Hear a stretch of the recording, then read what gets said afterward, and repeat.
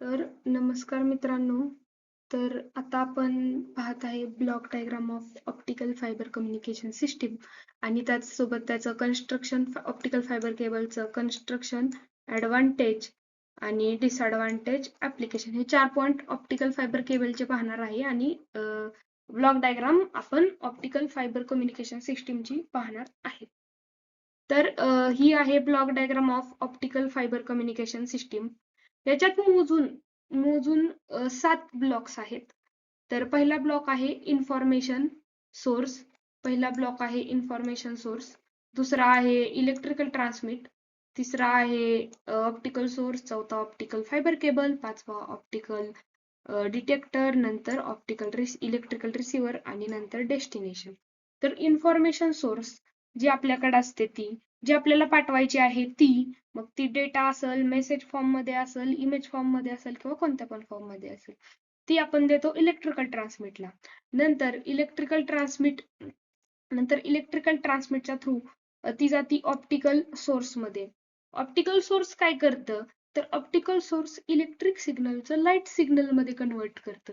Light signal कशासाठी वापरतो, तर ऑप्टिकल केबल फायबर मध्ये मीडियम असते, लाईट सिग्नलच असतो त्यात, म्हणून आपल्याला तो कन्वर्ट करावा लागतो. तर तो काम कोण करतं, तर ऑप्टिकल सोर्स ते काम करतं. जो आपला इलेक्ट्रिकल सिग्नल आलाय त्याचं लाईट मध्ये कन्वर्जन करायचं, इलेक्ट्रिकलचं लाईट मध्ये करायचं, ते काम आपलं करतं ऑप्टिकल सोर्स.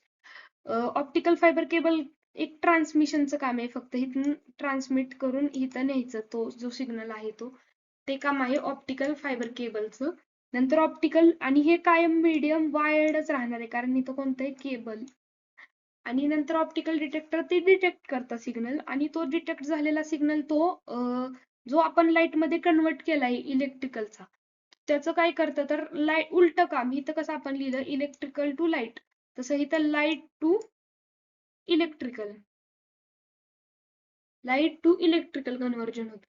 नंतर इलेक्ट्रिकल रिसिव्हर ते रिसिव्ह करतं आणि जिथे आपल्याला पाठवायचं आहे, जे आपलं डेस्टिनेशन आहे, तिथं तो डेटा दिला जातो. तर हे ओव्हरऑल या ब्लॉक डायग्रामचं फंक्शन आहे. आणि हा जनरली जे आपण प्रिव्हियस पेपर बघतो तेव्हा हा प्रश्न 4 मार्काला तर विचारला गेलेलाच आहे, 4 मार्कासाठी.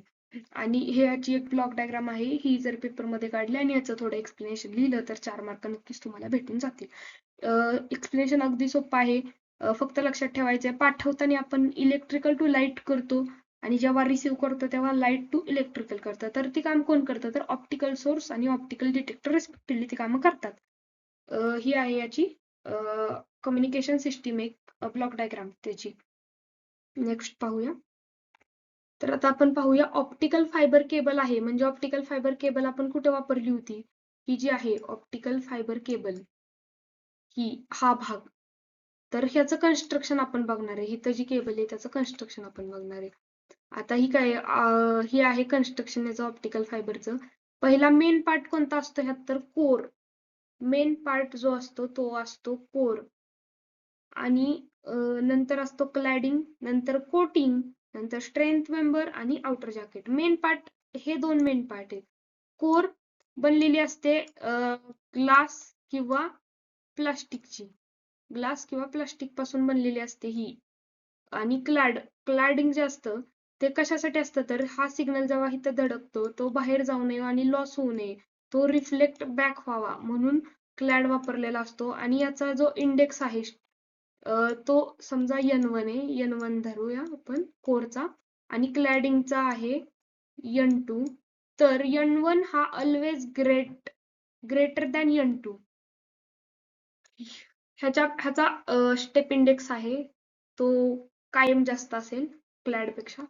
नंतर हे जे 3 आहेत त्या प्रोटेक्टिव्ह लेअर किंवा आउटर जॅकेट याच्यासाठीच असतात. सपोर्ट, स्ट्रेंथ, प्रोटेक्शन, ह्या 3 लेअर. इथे एक लेअर दाखवली तुम्ही जरी प्रोटेक्टिव्ह लेअर लिहिलं तरी चालतं. ह्या 2 दाखवणं महत्वाचं आहे. हे आहे याचं कन्स्ट्रक्शन. हेही 2 मार्काला फायनलच्या एक्झाम मध्ये येऊ शकतं, प्रिव्हियस पेपर जेव्हा आपण बघतो तेव्हा. आता आपण बघूया advantages of the optical fibre cable. Optical fibre का वापरावी, काय त्याचे आपल्याला फायदे आहेत, तर त्याची हाय बँडविड्थ भेटते आपल्याला, ज्याच्यामुळे काय होतं, तर आपण खूप मोठ्या प्रमाणात डेटा जो आहे तो आपण पाठवू शकतो. लो अटेन्युएशन लॉस जो आहे सिग्नलचा तो खूप खूप कमी प्रमाणात होतो. त्याच्यामुळे आपण जेव्हा लॉंग डिस्टन्सवर कम्युनिकेशन करतो तेव्हा हे बेस्ट आहे. नंतर इम्युनिटी टू इलेक्ट्रोमॅग्नेटिक इंटरफरन्स खूप कमी प्रमाणात किंवा ते इम्युन करते त्याला. नंतर त्याची जी ऑप्टिकल केबल आहे ती स्मॉल साईज आहे, लाईट वेट आहे. नंतर हाय सिक्युरिटी भेटते का तर लॉस होत नाही, काही होत नाही आणि वायर्ड मीडियम असल्यामुळे जास्त सिक्युरिटी आहे. नंतर इलेक्ट्रिकल स्पार्क कोणताच नाहीये का तर इलेक्ट्रिकल सिग्नलच नाही, लाईट सिग्नल असल्यामुळे इलेक्ट्रिकल स्पार्कचं टेन्शनच नाही. आणि लो सिग्नल डिस्टॉर्शन आणि खूप मोठ्या प्रमाणात रिलायबिलिटी भेटते आपल्याला जेव्हा आपण ऑप्टिकल केबल वापरतो, ऑप्टिकल फायबर केबल. पण याचे काही डिसएडव्हान्टेज पण आहे. ज्याचे ऍडव्हान्टेजेस त्याचे डिसएडव्हान्टेजेस पण असणारच आहेत. हाय इन्स्टॉलेशन कॉस्ट आहे त्याची. परत तो फ्रेगाईल आहे म्हणजे ब्रेक होऊ शकतो इझिली. नंतर डिफिकल्ट टू स्प्लाइस करणं किंवा एखादं 2 ऑप्टिकल जॉईन करणं ते डिफिकल्ट आहे याचं. नंतर रिक्वायर स्किल्स टेक्निशियन लागतो म्हणजे एखादा स्किल टेक्निशियन रिक्वायर असतो जेव्हा आपल्याला इम्प्लिमेंट करायची आहे किंवा मेंटेनन्स करायचं त्याचं. नंतर रिपेअर आणि मेंटेनन्सचा कॉस्ट पण खूप आहे. आणि इलेक्ट्रिकल पॉवर तो कॅरी करत नाही. नंतर पाहूया आपण ऍप्लिकेशन. जनरली केबल आहे म्हणजे कम्युनिकेशन येणार. कम्युनिकेशन कोणतं कम्युनिकेशन? इंटरनेट असू शकतं, टेलिफोन असू शकतं, केबल टीव्ही असू शकतात. नंतर कम्प्युटर नेटवर्क मध्ये पण वापरलं जातं, लॅन, वॅन, ब्रॉडबँड कनेक्शन मध्ये. नंतर मेडिकल फील्ड मध्ये एंडोस्कोपी, इमेजिंग सिस्टीम, मिलिटरी मध्ये सिक्युअर कम्युनिकेशन साठी, परत इंडस्ट्रियल यूज मध्ये, सेन्सर ऑटोमेशन सिस्टीम मध्ये किंवा ब्रॉडकास्टिंग मध्ये, जनरली लॉंग डिस्टन्स कम्युनिकेशन मध्ये हे वापरलं जातं. हे आहे याचं ऍप्लिकेशन. आपण डिसएडव्हान्टेज पण पाहिले, ऍडव्हान्टेजेस पण पाहिले, त्याचं कन्स्ट्रक्शन पाहिलं, ब्लॉक डायग्राम पाहिली. 4 मार्काला कन्फर्म येणार आहे.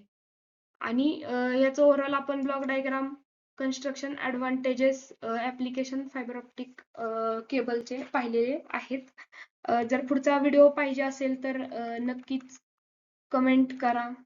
आपण नक्कीच पुढच्या एखादा टॉपिक वरती सुद्धा आपण क्वेश्चन रिलेटेड व्हिडिओज बनवतोय म्हणजे जे जास्त क्वेश्चन विचारले जातात त्याच्यावरती आपण एक असे व्हिडिओची आपण सिरीज चालू लवकरच करणार आहे. जर तुम्हाला ही पाहिजे असतील तर नक्कीच कमेंट करा. आपण नक्कीच व्हिडिओ टाकायला चालू करूया त्याबद्दल. Thank you for watching.